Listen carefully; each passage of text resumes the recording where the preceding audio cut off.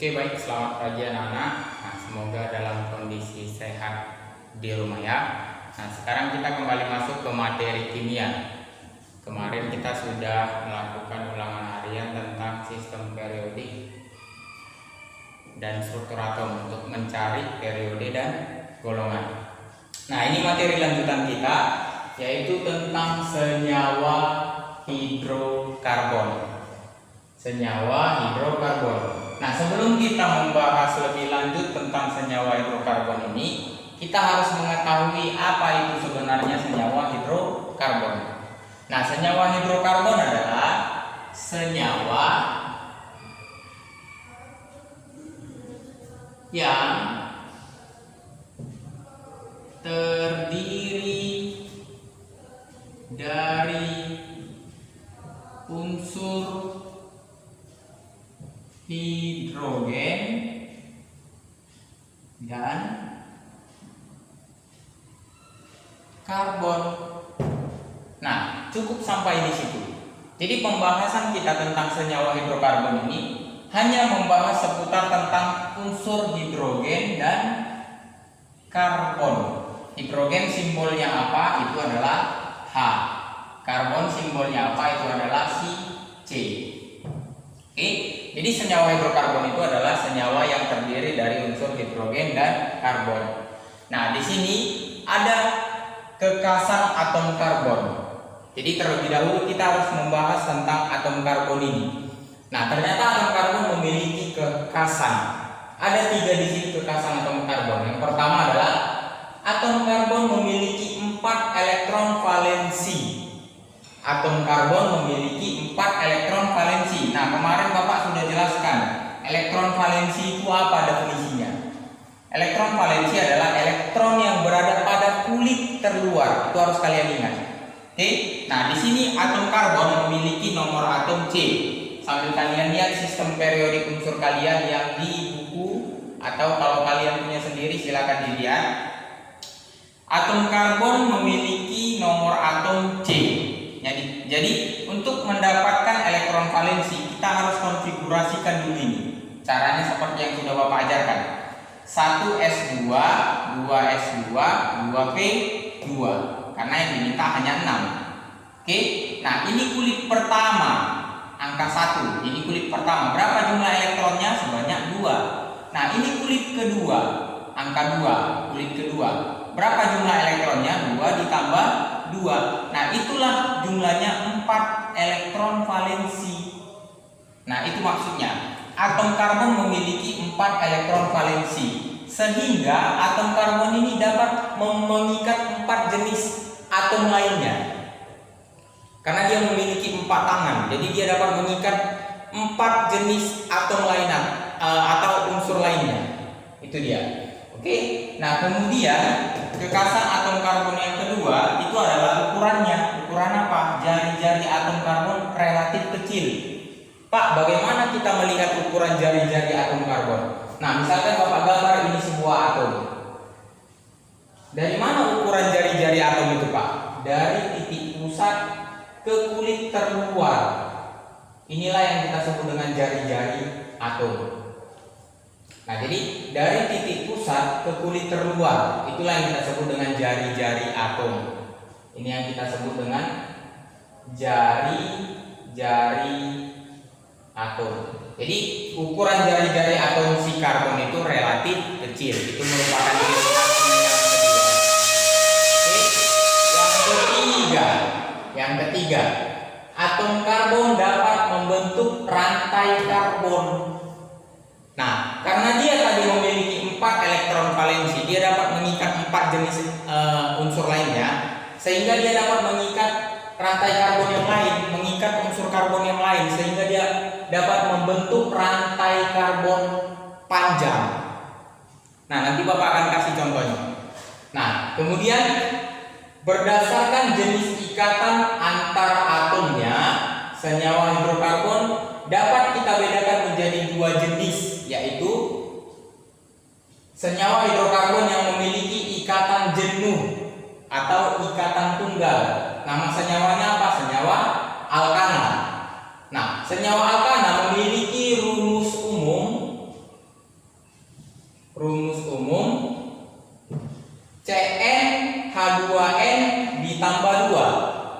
Jadi kalau misalkan Bapak bilang C-nya ada 6, berapa H-nya? Tinggal kita masukkan aja. H-nya sama dengan 2 dikali 6 ditambah 2. Berarti C-nya 6, H-nya 14. 2 kali 6, 12 tambah 2, 14. Ini merupakan senyawa alkana tadi, berdasarkan dengan rumus umumnya. Oke. Nah, kemudian jenis ikatan yang kedua adalah ikatan tak jenuh. Nah, ikatan tak jenuh ini merupakan ikatan rangkap. Kalau tadi ikatan jenuh itu adalah ikatan tunggal. Ikatan tunggal maksudnya seperti ini, senyawa alkana. Dia berikatan antara C yang satu dengan C yang lainnya, hanya memiliki ikatan tunggal. Nah, kalau ini ikatan tak jenuh, dia ada ikatan rangkapnya. Nah, ini juga dibedakan menjadi dua, yaitu senyawa alkena, ikatan rangkap dua. Kalau kita gambar ikatan antara C yang satu dengan C yang lain, pasti ada nanti dia ikatan rangkap dua. Nah, rumus umumnya apa? CnH2n. Ini merupakan rumus umumnya. Jadi kalau C-nya 6, H-nya berapa? 2 kali 6, 12. Nah, berarti kalau seperti itu, kalau ada senyawa hidrokarbon C6H12, ini merupakan senyawa apa? Jelas senyawa alkena, berdasarkan rumus umumnya. Tapi nama senyawanya ini apa, nanti akan Bapak ajari menentukan namanya apa. Oke? Nah, kemudian ini yang kedua, dia merupakan ikatan tak jenuh. Tadi ada ikatan rangkap 2, di sini ada ikatan rangkap 3. Namanya apa? Senyawa alkuna. Jadi kalau ini ikatan antara C yang satu dengan C yang lain harus ada ikatan rangkap 3. Nah, rumus umumnya apa? CnH2n dikurang 2. Oke? Nah, sampai di situ semoga kalian dapat memahami. Oke? Nah, di sini Bapak akan bahas tentang tata nama senyawa hidrokarbon. Seperti contoh ini tadi, Pak, apa namanya? Kan kita belum tahu. Nah, di sini akan Bapak bahas tentang tata nama senyawa hidrokarbon. Nah, yang pertama itu adalah tata nama senyawa alkana. Yang ini tadi, ikatan tunggal. Jenis ikatan tunggalnya senyawa alkana. Berarti rumus umumnya CnH2n ditambah 2. Yang pertama, tata nama senyawa alkana. Langkah pertama yang harus kita lakukan untuk menentukan penamaan senyawa hidrokarbon itu adalah kita tentukan rantai karbon terpanjangnya dahulu. Rantai karbon terpanjang. Kemudian langkah selanjutnya, untuk rantai karbon yang tidak memiliki cabang, penamaan dimulai dengan kata normal atau disingkat dengan N. Kemudian diikuti dengan nama rantai karbon terpanjangnya. Nanti Bapak akan kasih contohnya. Kemudian yang ketiga, untuk rantai karbon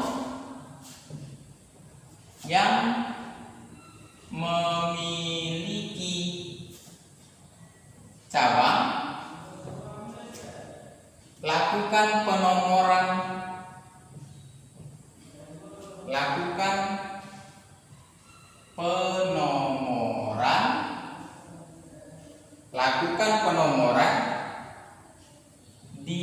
mana nomor terkecil berada dekat pada cabangnya. Nah, selanjutnya untuk rantai karbon yang memiliki cabang, lakukan penomoran di mana nomor terkecil berada dekat pada cabangnya. Nah, contohnya apa? Ini Bapak hapus ya. Ini Bapak hapus.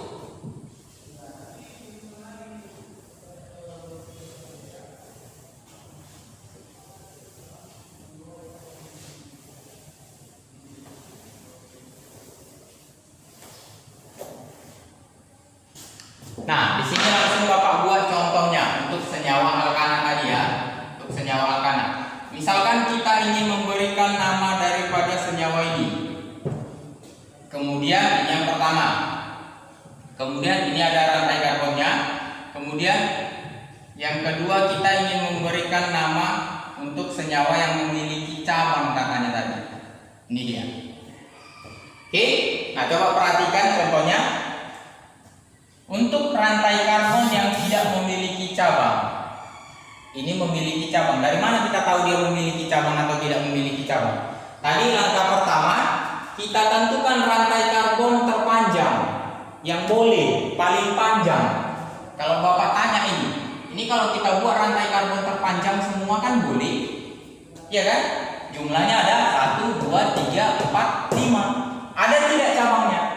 Cabangnya akan artinya yang memiliki rantai karbon di atas atau di bawahnya sebagai cabang. Tidak ada. Nah, inilah yang kita katakan sebagai rantai karbon yang normal. Tadi untuk rantai karbon yang tidak memiliki cabang, penamaan dimulai dengan kata normal atau N. Kemudian diikuti dengan nama rantai karbon terpanjangnya. Nah, itu dia. Nah, untuk senyawa hidrokarbon, Bapak kasih nama rantai karbonnya, nama rantai karbon terpanjang. Untuk CH4 itu namanya metana. Ini untuk alkana ya, senyawa alkana. Kemudian untuk C2H6 itu namanya etana. Kemudian C3H8 namanya propana. Kemudian C4H10 namanya butana. Kemudian C5H12 itu namanya pentana. Kemudian C6H14 itu namanya heksana. Kemudian C7H16 itu namanya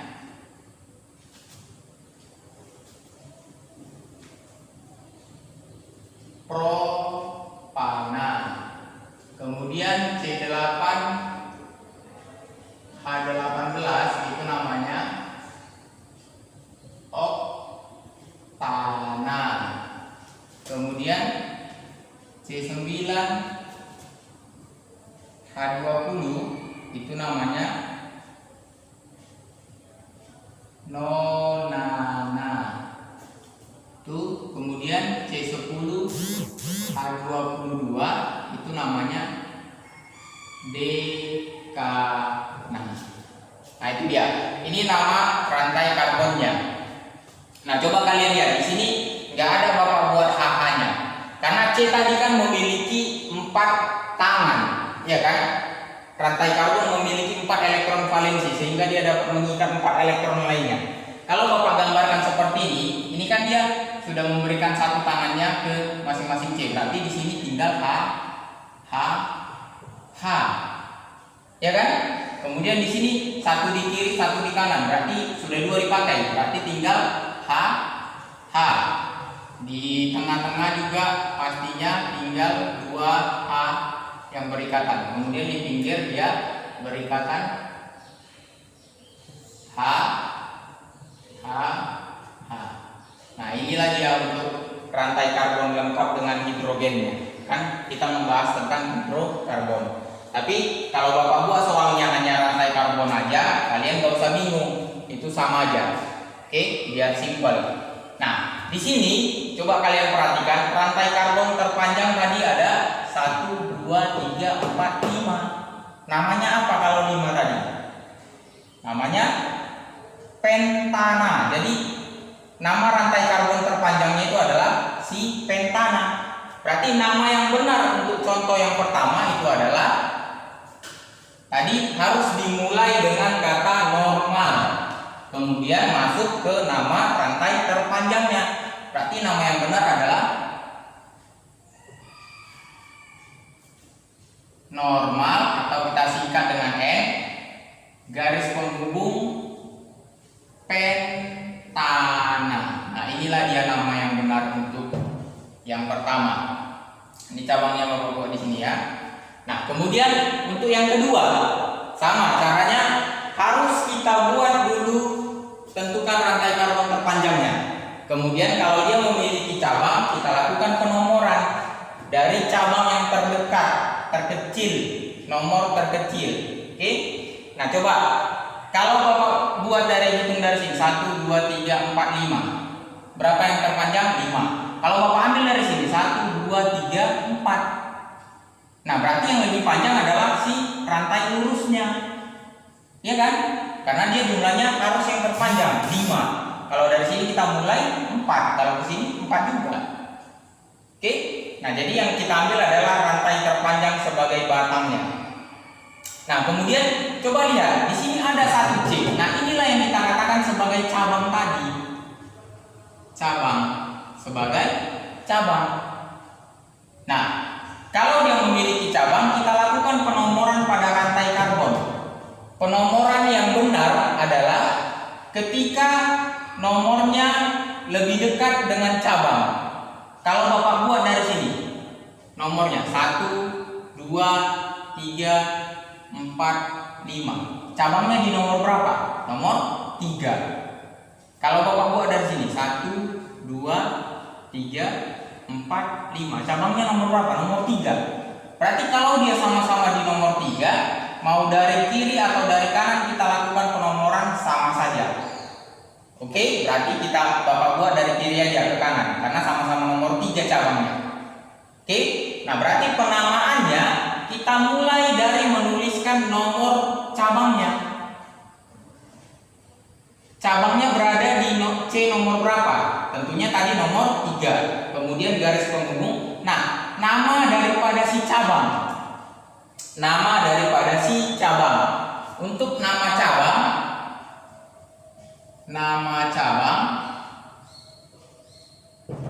kalau dia cabangnya C1, ini kan C1, 1 C-nya itu namanya metil. Kalau dia C2 itu etil. Kalau dia C3 itu propil. Ini aja ikuti. Propil. Cuman kalau dia nama cabang itu berakhiran il. Itu dia. Kalau dia C4 butil. Kalau dia C5 pentil. C6 heksil, C7 propil. Nah, itu dia untuk cabang. Tapi kalau cabang nggak mungkin sampai C ini kan gitu kan, pasti dia jadi batang. Biasanya cabang itu paling kuat sampai C3 untuk cabang biasanya. Oke, nah sekarang di sini cabangnya cabang C berapa? Tentunya C1 kan, C1 ini kan. Nah, maka namanya adalah metil. Tadi nomor cabangnya di nomor berapa, kemudian nama cabangnya, kemudian setelah itu masuklah kita ke rantai karbon terpanjangnya, menentukan nama rantai karbon terpanjangnya. 1 2 3 4 5. 5 tadi apa namanya? Pentana. Jadi nama untuk senyawa hidrokarbon ini adalah, ini tadi cabangnya di atas ya, 3 metil pentana. Untuk yang normal yang tidak memiliki cabang tadi, tidak memiliki cabang, itu namanya normal pentana. Karena kebetulan sama-sama 5 rantai terpanjangnya. Oke. Nah, kalau ada pertanyaan boleh langsung di WA-kan sama Bapak. Nanti akan Bapak buat 2 contoh soal lagi, kemudian latihan untuk kalian kerjakan di rumah. Oke ya, tetap semangat belajar di rumah. Jangan lupa untuk selalu berserah, berdoa supaya kita tetap sehat. Doakan supaya pandemi ini selesai, supaya kita bisa bersekolah di sekolah seperti biasa. Ya, selamat belajar di rumah, tetap semangat. Tuhan Yesus memberkati. Shalom.